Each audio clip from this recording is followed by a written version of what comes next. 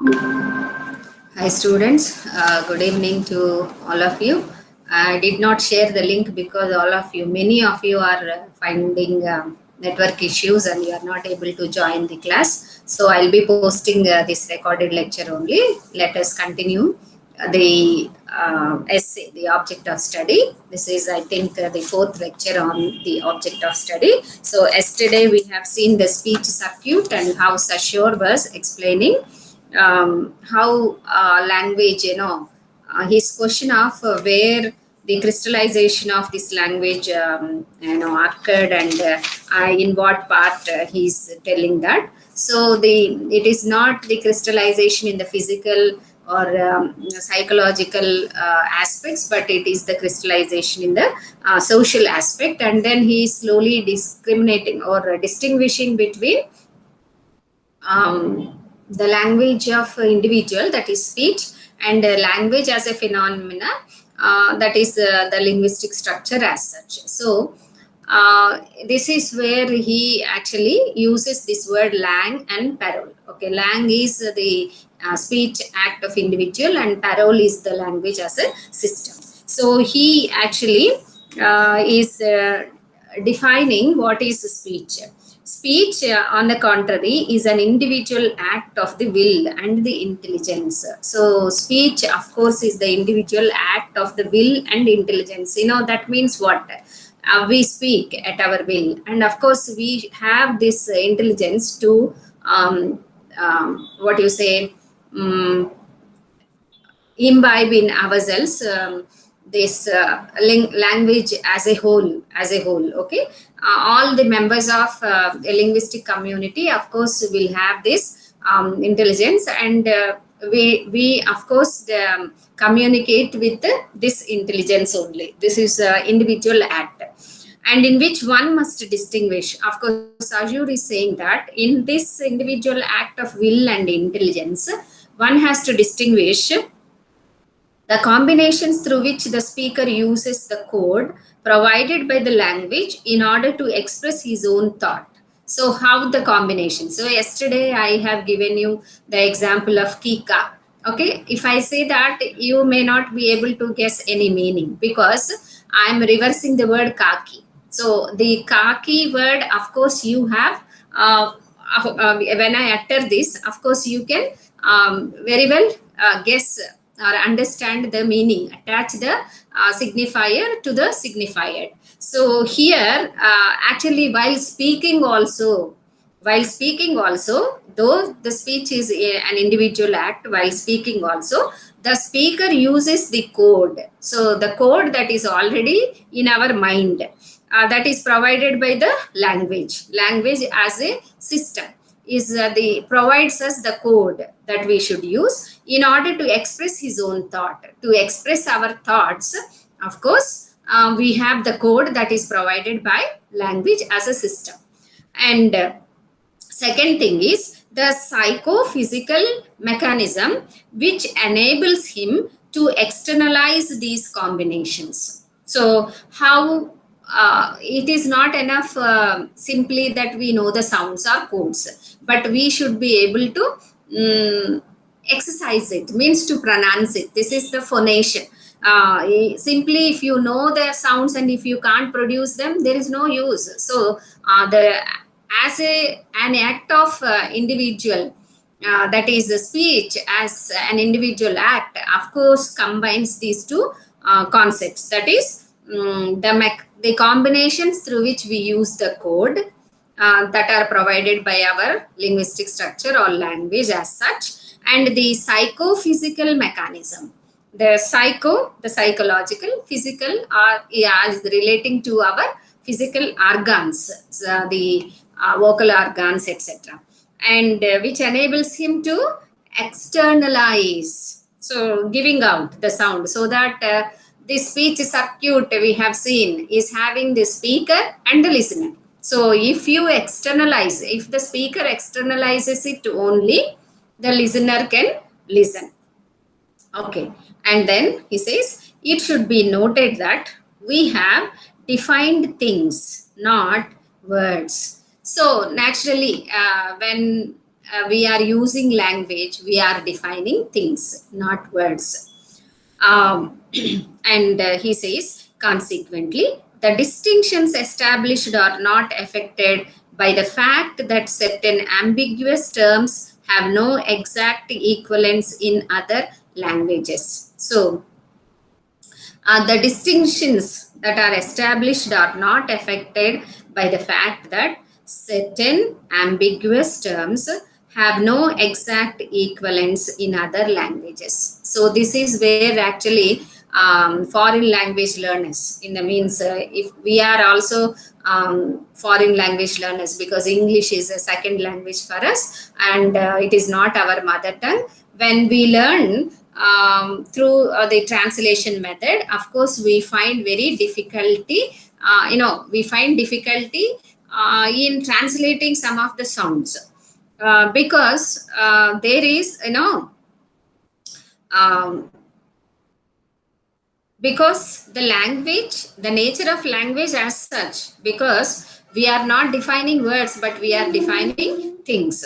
So if certain ambiguous terms, of course, may not have any equivalent words in other languages. Thus in German, the word sprach covers individual languages as well as language in general, while read answers more or less to speech, but also has the special sense of discourse. So, in the Latin word sermo covers language in general and also speech, while lingua is the word for language and so on. So, he has given some words in the German, Latin, French, etc., for which we may not find an equivalent translated word in English or in other languages also. And of course, you also know that we have many culture specific words which we may not be able to translate. We cannot translate them in a single word. Okay, which is a single word in our language may need a line of two or more sentences of explanation to say what it is actually. Say for the famous example is Salibottu.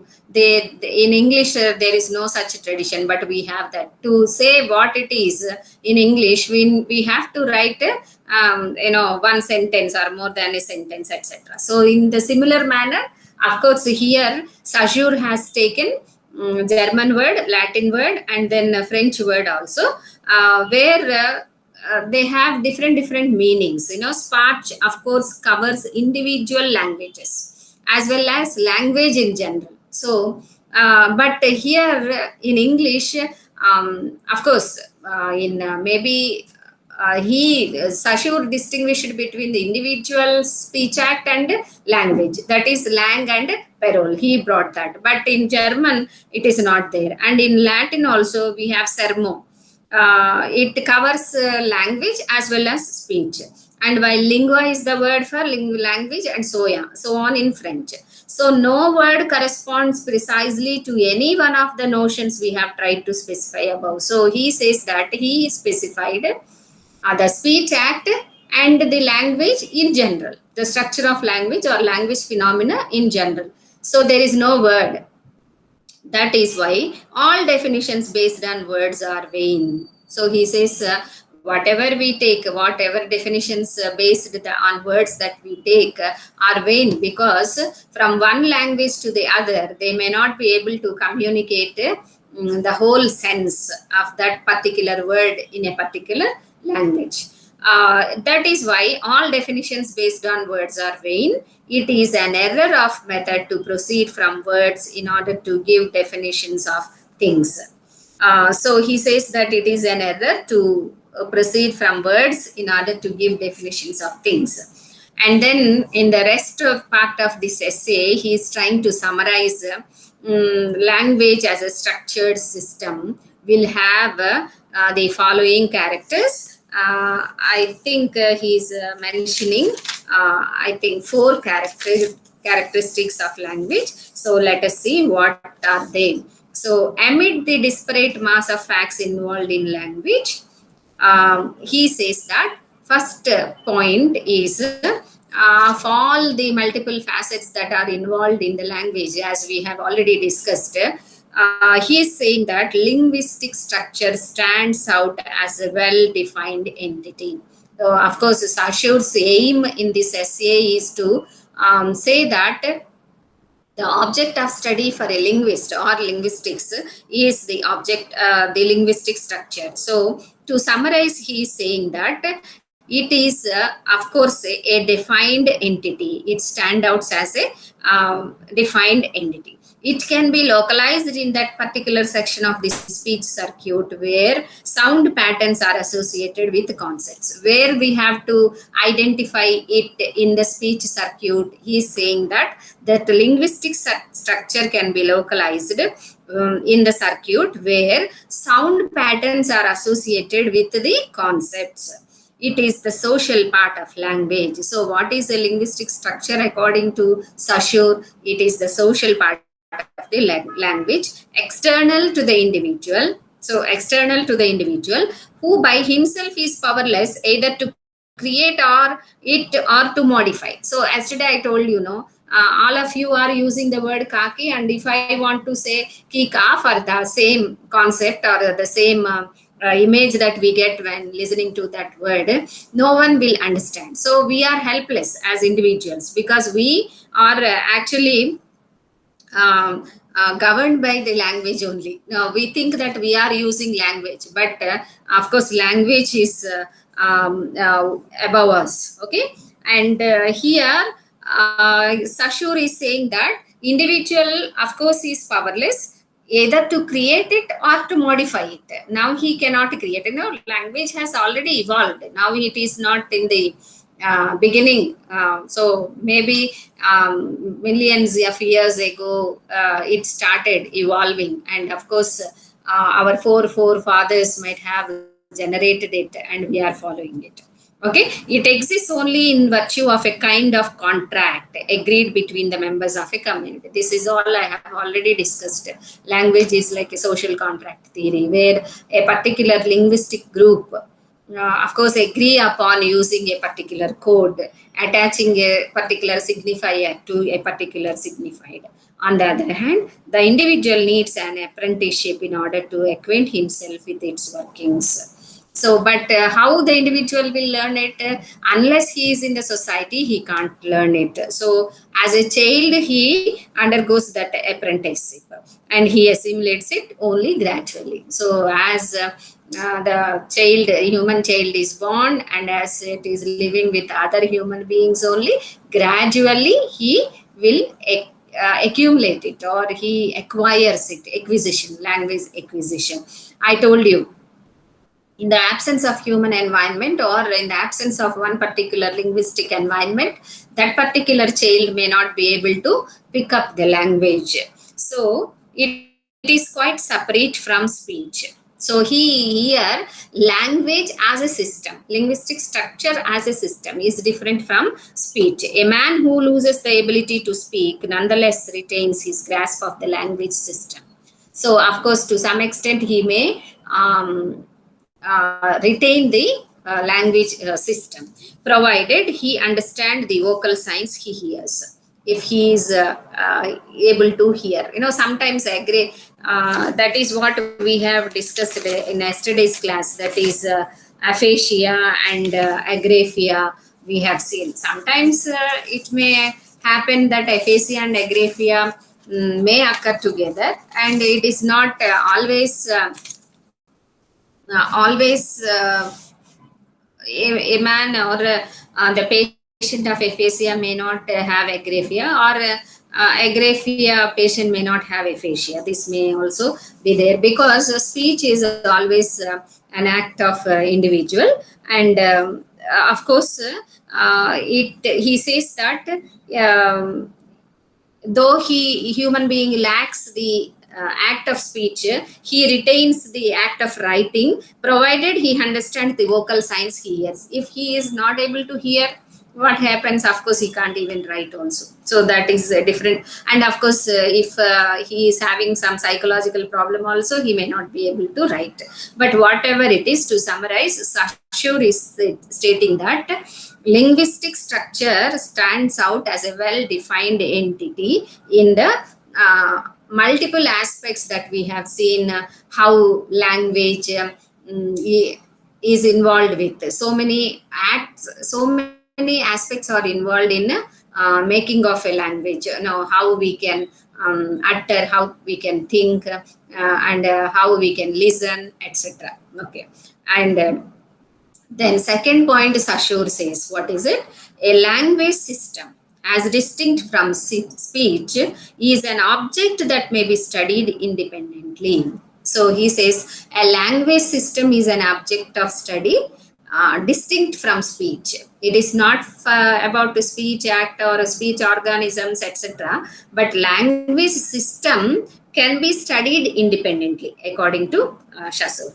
Dead languages are no longer spoken, but they can be studied. But we can perfectly well acquaint ourselves with their linguistic structure. See, I told you, language is very dynamic, and it keeps on evolving. And dead languages means what? If no people are speaking it, that language is dead. But that linguistic structure can very well be studied, going back to the sources if we have any.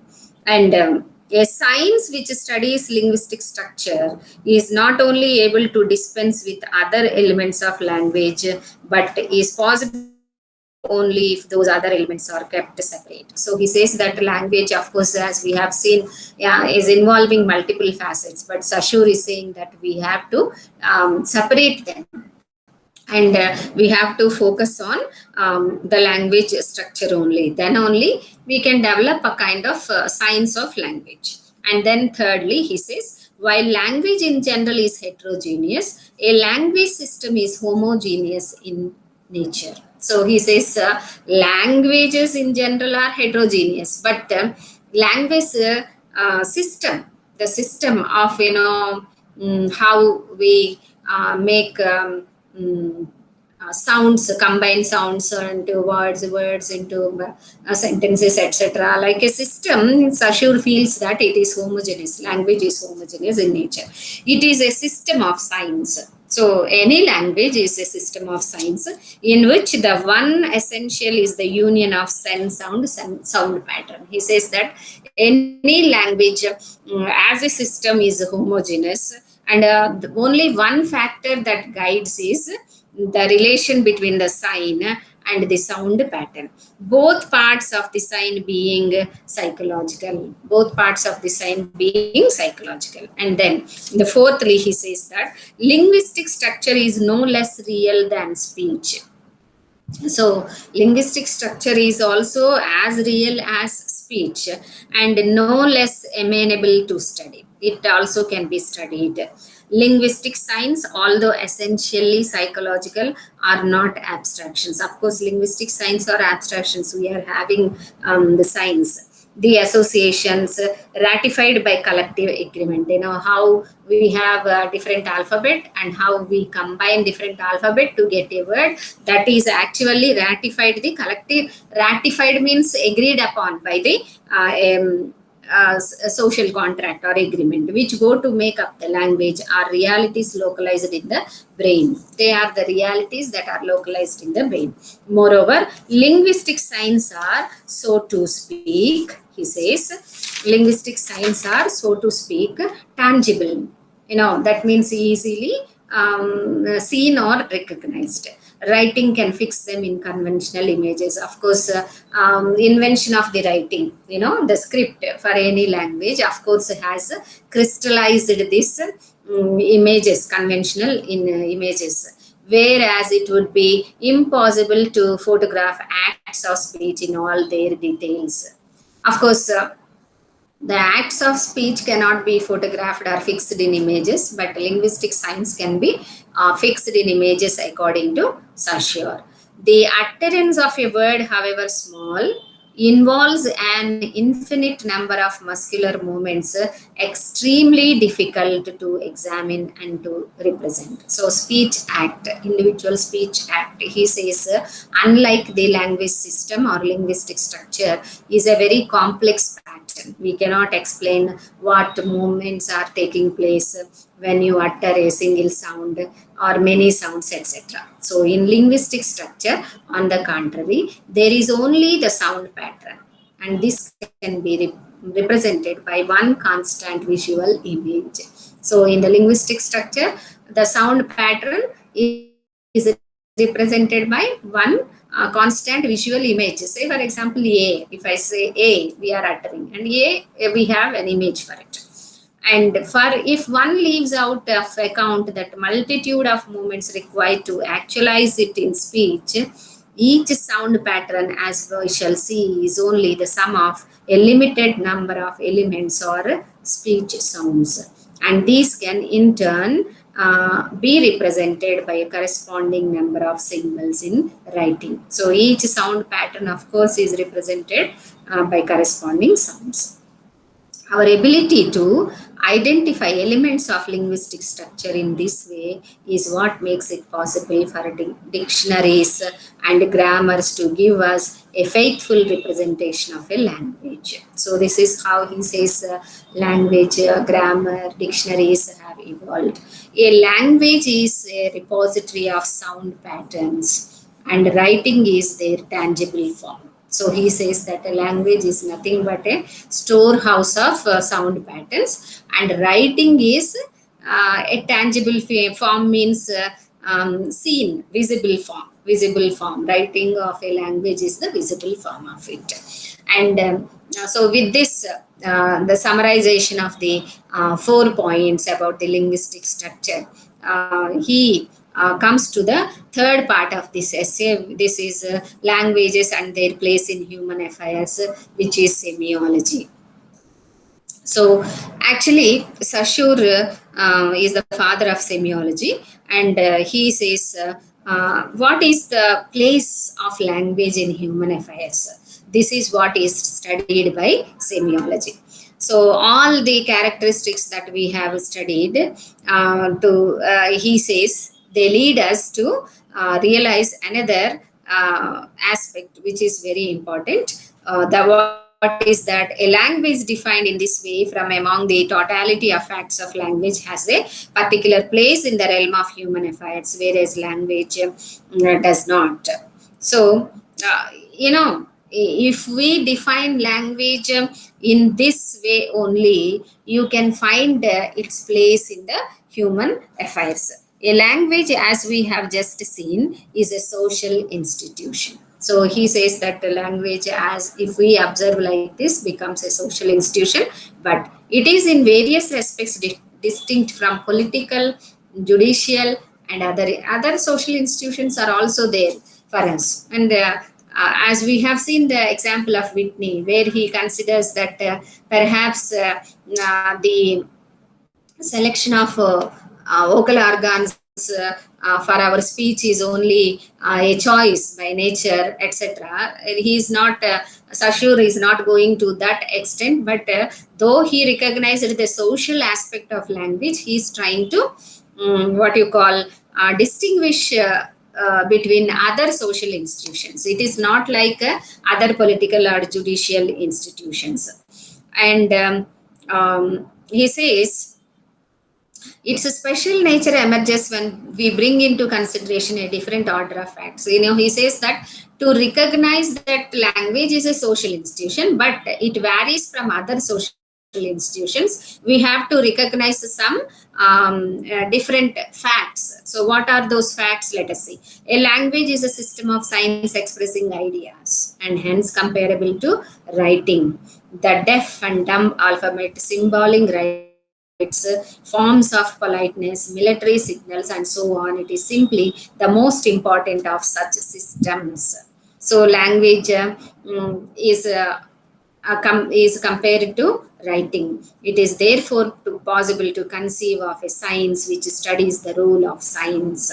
So, his aim is to establish semiology. So he says that language should be studied as a system of science, and we have to understand the role of science to understand the role of language in human affairs. And he says the role of science as part of social life, how these science are influencing the human's social life. It would form part of social psychology and hence of general psychology. He says that it forms social psychology and of course general psychology. So we shall call it semiology. So finally he says that if we start reading language from this aspect, it is called as semiology. From the Greek semion, that is sign. It is taken from the Greek semion, that is sign. It would investigate the nature of signs and the laws governing them. So what is semiology?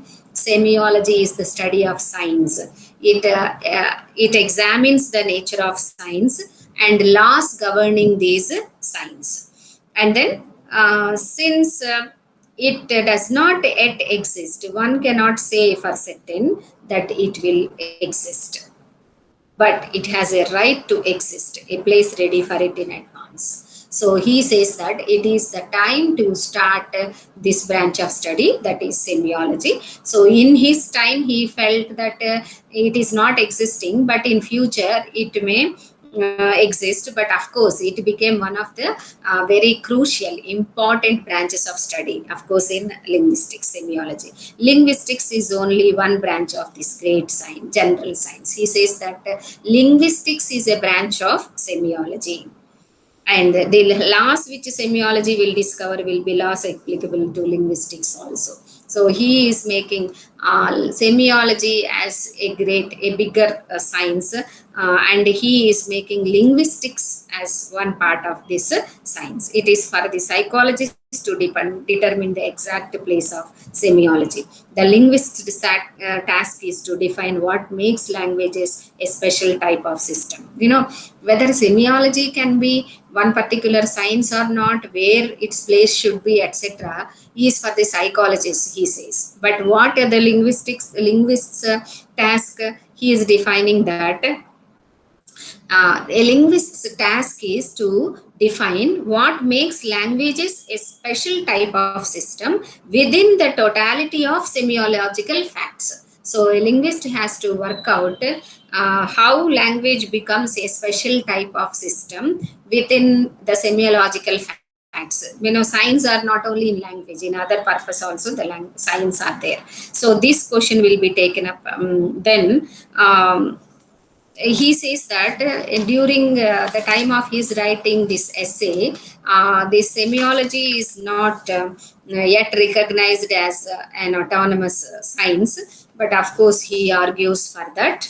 And then in the rest of the essay, he explains that it is very essential that we have to develop this science of semiology, of course, which is called as semiotics also, semiology. Okay, so this is what is the object of study. To conclude, in the three parts that we have seen in the essay, the object of study, the first part is to define the language, what is language, etc.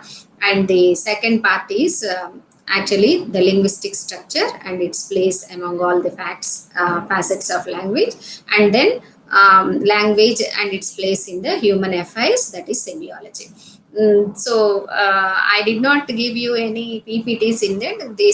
For these lectures, I'll be sharing you a notes on each part of the essay, which each part of the essay can be asked as an individual question. So you have to be thorough with these three parts of the essay.